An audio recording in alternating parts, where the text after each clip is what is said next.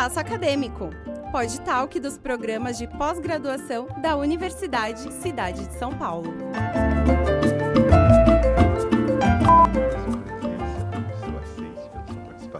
Bom dia, boa tarde, boa noite, né? Não importa de onde você esteja assistindo, como você esteja assistindo ou ouvindo o nosso programa, o importante é a sua audiência, o importante é a sua presença.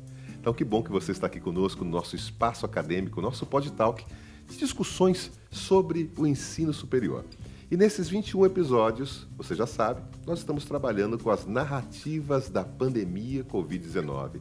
Então, a vivência dos professores nesse período em que nós ficamos afastados, trabalhando por meios remotos, né? Então, as experiências são as mais diversas, as narrativas de vida são as mais diversas, e hoje eu tenho a honra de receber aqui no nosso estúdio professora doutora Patrícia Maria Borges. Professora, seja muito bem-vinda. Obrigada. É um prazer estar aqui, participar desse bate-papo, né? Espero contribuir aqui com a minha experiência, minha narrativa. Com certeza, professora. Todas as narrativas são importantes e, acima de tudo, né, a vivência, né? O fato de você ter vivido muita coisa, experimentado muita coisa nesse período, com certeza é uma grande contribuição.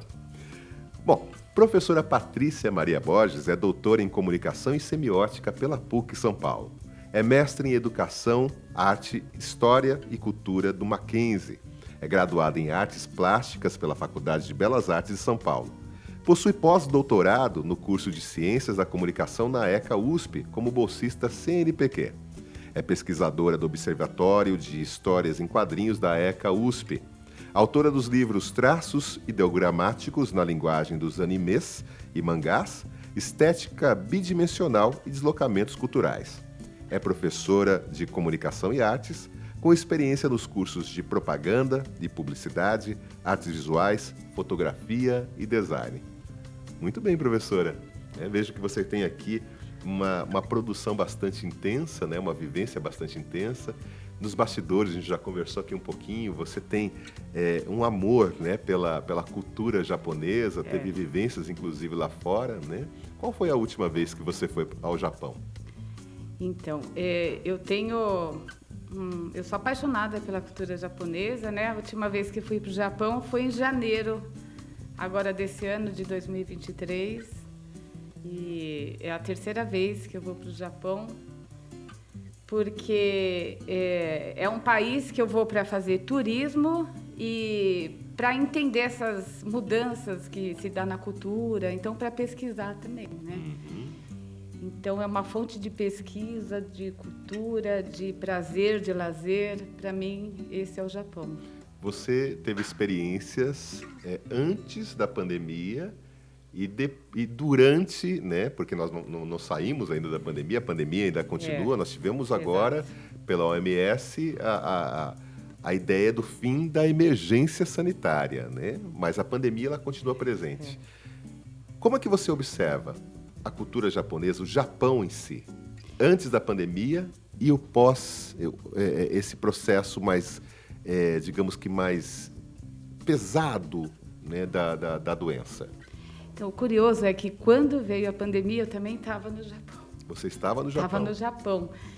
Então, a gente começava a ver no noticiário reportagens de um novo vírus que estava chegando, mas ninguém entendia muito bem, né? Então, estava na China e tal.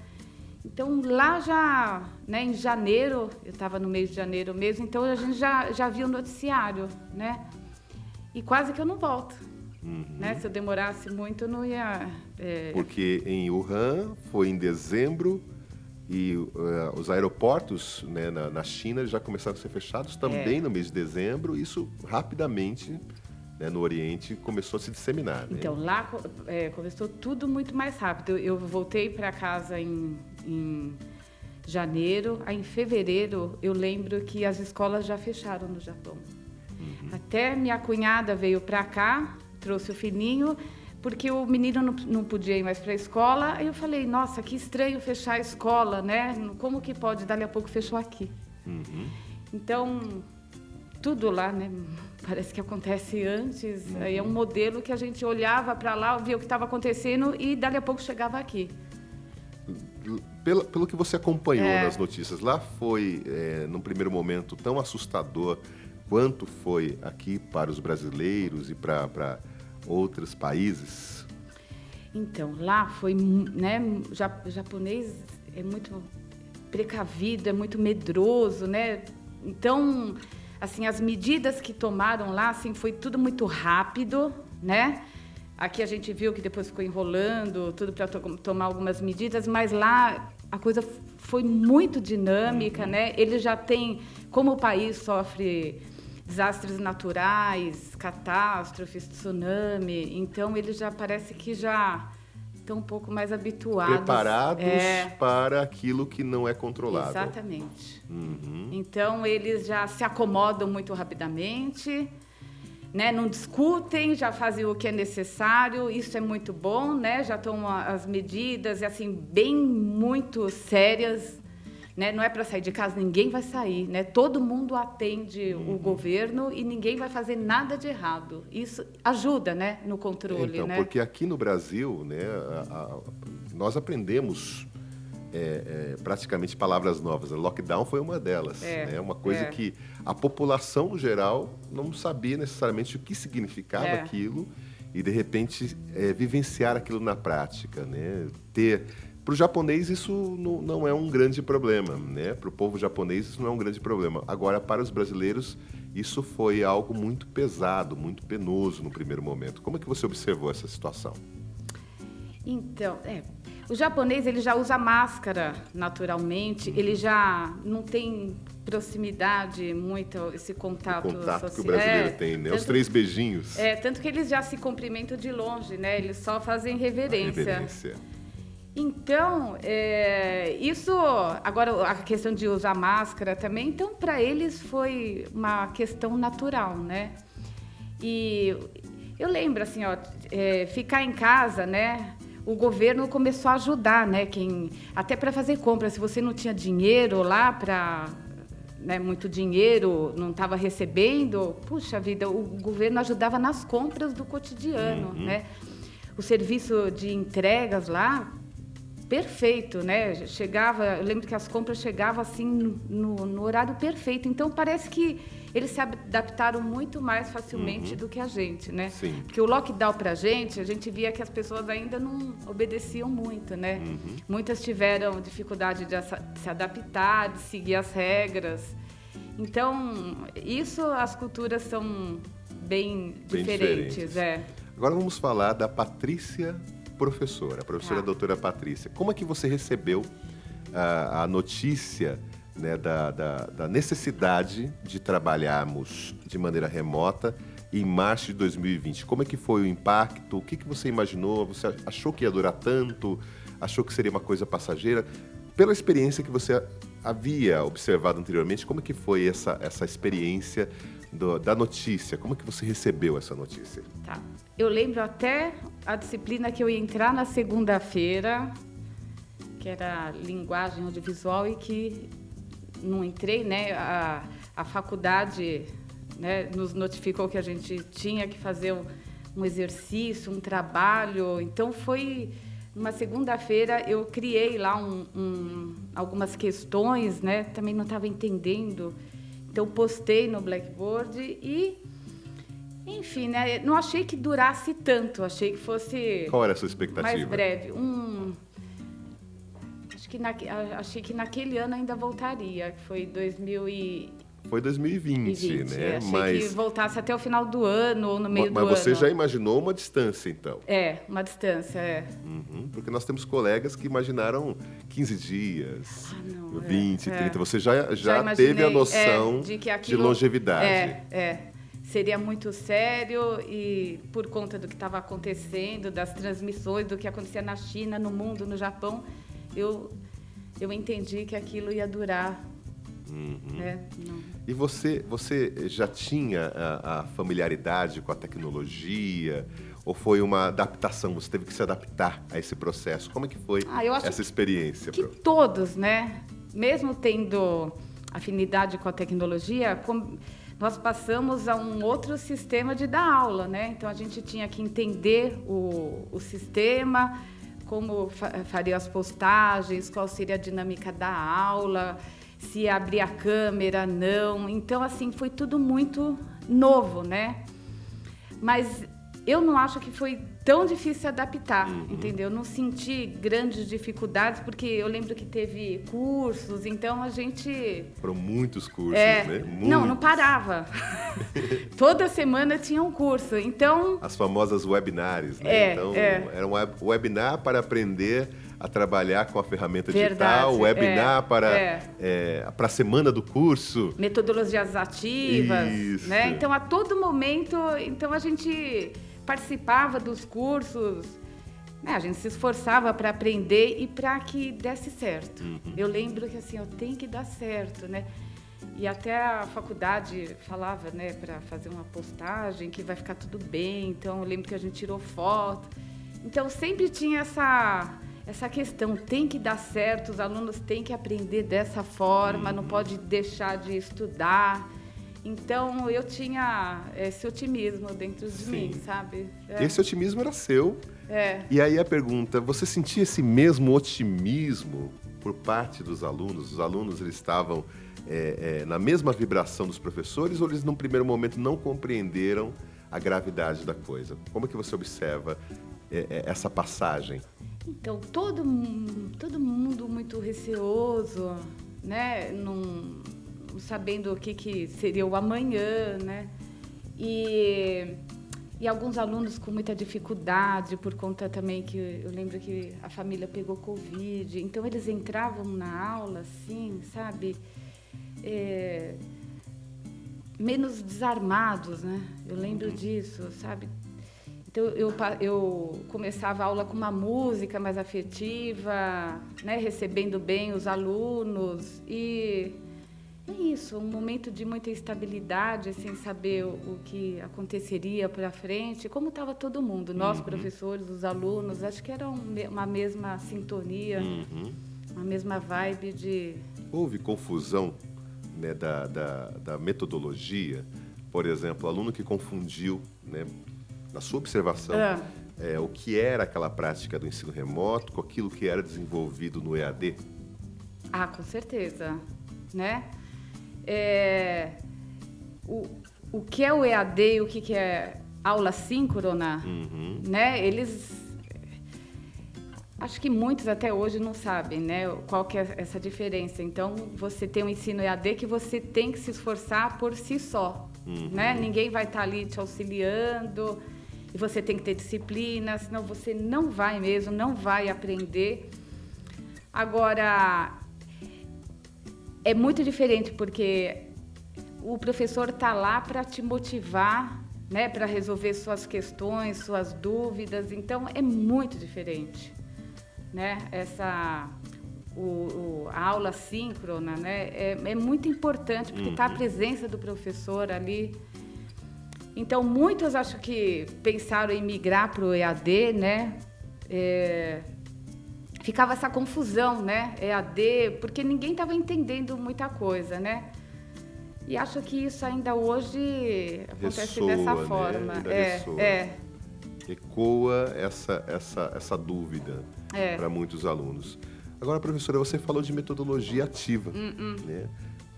Quando nós pensamos em metodologia, o que você fez de diferente naquele momento para poder chamar a atenção do seu aluno, para poder fazer com que a aula se tornasse mais interessante e não ser uma adaptação do giz, lousa e saliva da sala de aula? Então, como na época eu também dava aula de fotografia, e fotografia em vários cursos, né? A publicitária, e dava aula no curso de design. Além de a gente trabalhar muito com imagens, né? Então, essa dinâmica de trabalhar com imagens, eu lembro que eu aumentei, passei muitos vídeos, né? Linguagem, né? Texto, imagem, infográfico. Então, eu procurei utilizar bastante esses recursos. Visual. Para a aula ficar dinâmica, né? E eu lembro que tinha atividades e eles tinham que fotografar, né? Então, eu fiz uma atividade que eles tinham que fotografar a cozinha da minha casa, né? Então, eram atividades que E tinha uma narrativa, como tirar foto de uma cozinha, que conte uma história. Então, eu adaptei o conteúdo da minha aula para que eles não precisassem sair de casa, né? Então, e você achou que o resultado foi positivo? Eles participaram bem? Trabalhar com foto, com imagem, né, sempre é muito bem-vindo, né? Não tenha dúvida de que foi muito bom, foi muito produtivo. Até mesmo, agora eu lembrei, teve uma disciplina que alguns alunos saíram e foram tirar foto de arquitetura. Isso já naquele momento de maior flexibilidade, né? Não, Wagner, não. Quando, por exemplo, tiveram alunos que não pararam de trabalhar. Continuaram. Incrível, Mesmo com gente na família doente, eles tinham que trabalhar. Isso foi algo bem diferente mesmo, né? Que você via que alguns alunos... Você é privilegiada em poder trabalhar de maneira remota, enquanto o outro exposto, né? Então, assim, alguns alunos, né, que não podiam deixar de trabalhar, se viram nessa situação e eles acabaram retratando a paisagem urbana sem gente. Eu pensava até fazer um livro. Isso foi assustador, né? Foi assustador, muito porque assustador. eu via lugares assim de grande tumulto e por exemplo, eu tenho a imagem aqui dentro de um shopping vazio, que o rapaz tirou foto, a imagem ali do Ibirapuera, que ele subiu numa ponte da Rubem Berta ali, tirou a foto e no centro da cidade. Então, é realmente algo que mexe, né, professor? A nossa cidade, a cidade de São Paulo, é uma cidade tão movimentada e de repente, do dia para a noite, o silêncio, né? Nossa, foi cruel. Do dia para a noite, o esvaziamento, né? E o medo.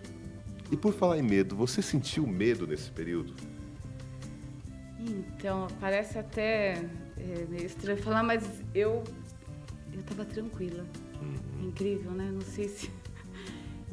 Eu aceitei bem ficar em casa e... Organizou-se para isso.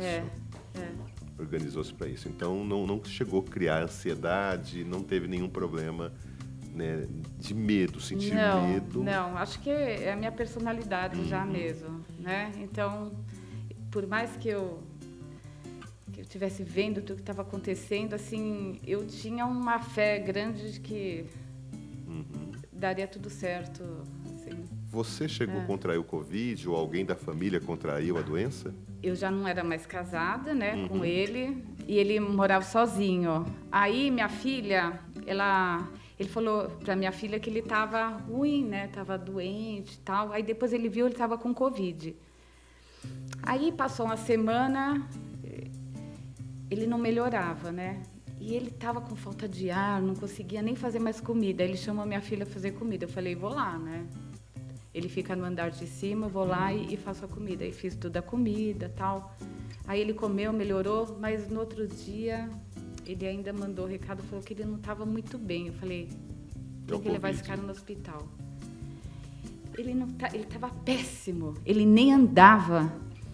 Aí, mal-estar, respiração. Tudo, falta de ar, eu não conseguia nem se mover mais. A hora que eu passei lá na casa dele, eu não tive medo, Wagner. Ele com Covid, etc., eu peguei, ajudei ele a entrar no carro, levar no hospital e ali ele ficou. Ficou internado? Ficou internado, quase morreu. Ele chegou a ser entubado? Não, mas foi para UTI e entubar ele, então assim... Foi um momento mais difícil, né? Porque a gente chorava, achava que ele não ia resistir. Então, foi um momento mais complicado que a gente teve de uma pessoa muito próxima. A proximidade, né, da doença ali, naquele momento, né? Você sabe que você está ali ajudando, segurando uma pessoa que está com Covid no elevador. Eu, ela e ele, né? Você sabe... Em um momento em que a doença ainda era uma incógnita, né? Existia um medo muito grande das pessoas em chegarem perto, né? Pode ter o contato, não pode ter o contato? Como que funciona esse processo? Isso foi antes ou depois da vacina, professora? Foi Antes da vacina. E como foi o anúncio da vacina? Nossa Senhora, tanto que ele já tomou todas. Uhum. Todas, ele é o louco da vacina, ele virou, né? Uhum. E depois ele ainda pegou o Covid, então... Enfim, ele passou um bocado, sabe? Mas tomou todas as vacinas, graças a Deus deu tudo certo. E eu não peguei nem ela. Você vê, por mais que a gente tenha... Da proximidade, né? Não pegamos. É incrível, Agora, né? olha a imagem que nós temos aqui, professora. Então, aqui, a National Geographic, né? Então, uma notícia recente, 1º de junho de 2023, né? No mundo da ciência. O mundo deve se preparar para enfrentar uma próxima pandemia, alerta a OMS. Então, a Organização Mundial de Saúde declarou o fim da emergência sanitária global, Covid-19, mas insiste que os países devem adotar medidas para responder futuras pandemias e outras ameaças, né? E aí eles continuam, né? O diretor da Organização Mundial da Saúde afirmou recentemente que o fim do coronavírus como uma emergência sanitária não é o fim do coronavírus como uma ameaça global à saúde. Em sua declaração, o Adhanom também ressaltou a possibilidade de surgimento de outra variante da doença que seja capaz de provocar novas ondas importantes de Covid-19 e relembrou que as mortes ainda persistem. E ele também explica que o impacto do Covid-19 teve implicações significativas nos objetivos da saúde estabelecidas na Agenda de 2030 do Desenvolvimento Sustentável da ONU. Diante do exposto, professora, o que nós devemos esperar do futuro, né? O futuro da educação, o futuro da sociedade? Quais expectativas você tem, né? Principalmente depois desse aprendizado que nós passamos? Quais são as expectativas para o futuro? Você acha que o Brasil e o mundo está preparado para novas pandemias? Então, é difícil, né? A gente sabe que... Eu acho que sempre agora vai ter alguma pandemia, alguma doença. Eu acho que isso vai ser constante daqui para frente. Eu tenho a impressão de que é isso, o mundo está doente, né? E que a gente vai ter que tomar vacina constantemente, né? Agora, se está preparado... A gente teve essa lição, né? Essa grande lição de ver mortes. Eu acho que assim, o mundo é isso, é uma constante renovação. A gente tem que estar aberto para se adaptar às mudanças que fazem parte da nossa vida, né? Como aceitar bem, não estar preparado, é importante, eu acho que ter essa cabeça, né, de que a mudança é inerente à nossa vida, à evolução e se preparar, né, seguir as orientações, as normas da melhor maneira, né, se precaver, respeitar as regras que são importantes, né, que é o mínimo que a gente pode fazer, né? Eu penso dessa forma. Agora, preparado mesmo para as dificuldades, acho que quando ela vem e bate a porta, ninguém está, né? E a professora Patrícia, ela se transformou com essa experiência? Eu acho que todos, né? Eu acho que é isso que eu aprendi. Todos, né? Que a gente tem que aceitar a impermanência. Eu acho que eu fui até estudar mais o budismo para eu poder olhar mais para a minha vida e nesse sentido, né? Então, eu leio, né, sobre budismo, que acho que foi isso que me fez... Espiritualidade. Se eu não era tão apegada à espiritualidade, à religião, sei lá, agora eu comecei a olhar mais para isso. Acho que isso foi o meu grande aprendizado, além de outros, né? Você acredita que essa doença é causa e efeito? Penso que sim, né? Por quê? Eu acho que o ser humano, né, o modo, sei lá, muito que a gente faz, destruição do planeta, falta de de tratar o próximo, de saber lidar com o próximo. Eu acho que a gente vem adoecendo, né? Eu acho que isso é fruto de uma história, né? Que a gente tem que parar e ter novos modos de conduta, comportamento, de pensar a vida, etc. Né? É um aprendizado para todo mundo. Um aprendizado. É. E, por fim, professora, você acha que o seu aluno, o aluno universitário, ele se transformou? O que você percebe na retomada? No momento que nós voltamos para a sala de aula, como é que você percebeu o ambiente universitário e as atitudes dos nossos alunos e alunas? Então, se ele se transformou, deixa eu pensar, eu acho que... Eu não consigo, assim, acho que eles estão mais agora sem muito cuidado com os estudos, né? Alguns, né? Eu acho que viram que a educação é muito importante, é a base para eles conseguirem ter uma vida, né, exitosa, né? Mas eu acho que o ensino, ele está muito deixado de lado ainda, sabe? Não consigo ver um caminho muito seguro, muito próspero. A atitude, não consigo. Falta a atitude para aquilo que foi assumido, né? Então, para as atividades que foram assumidas, para aquilo que se procura, né, no ensino superior, seria isso? Então, meio eu estou te falando, mas assim, quando eu penso em algumas salas, assim, eu vejo, né, alguns alunos, quando eu penso em alguns alunos, eu vejo alguns mais preparados, mais empolgados, e vejo outros... Ou seja, não é uma regra. Não é uma regra. Não é uma vejo regra. Uma dualidade aí, né? Vejo uma dualidade. Não consigo te falar, com certeza, um aspecto geral, né? Se isso mudou assim a cabeça deles ou não, né? Eu acho que não dá para falar como um todo mesmo, né? E por fim, professora, durante todo esse período, né, o auge da pandemia, muito se falou em resiliência, muito se falou em empatia. Você acha que a sociedade, né, e o mundo acadêmico, ele aprendeu com essa resiliência, transformou-se, e hoje é um ambiente mais empático ou menos empático? Então, você fala em relação a professor e aluno? Aos relacionamentos diversos, professor-aluno, aluno-aluno, professor-professor, como é que você observa esse processo?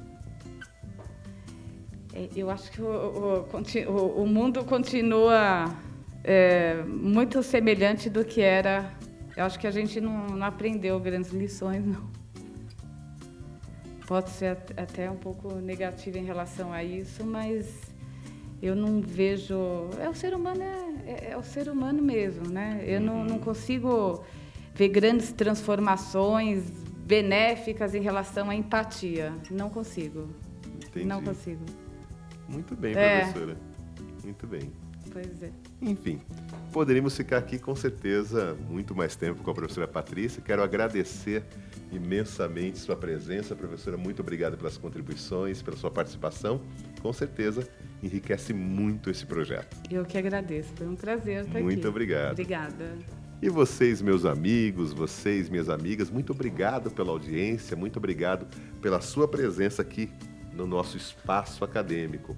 Então, lembrando que esse aqui é um programa que tem aqui as contribuições do Programa de Pós-Graduação em Educação da Universidade de Cidade de São Paulo e também conta com o apoio da FAPESP, né? Então, um projeto de incentivo da FAPESP. Nesse momento, quero mandar aqui um abraço ao meu amigo José Felipe, professor José Felipe, dos cursos de Administração e Superiores Tecnológicos da Universidade de Cruzeiro do Sul, que também é uma pessoa que acompanha aqui o nosso trabalho já há algum tempo. Professor José Felipe, um grande abraço. E a você que compõe a nossa audiência, continue, com certeza, ali acompanhando os nossos programas por áudio, né, na nossa plataforma de podcast, ou no canal do YouTube, nosso videocast, né, com as informações, as discussões, as narrativas sobre o mundo acadêmico. Aguardo você no nosso próximo programa. Um grande abraço e até lá.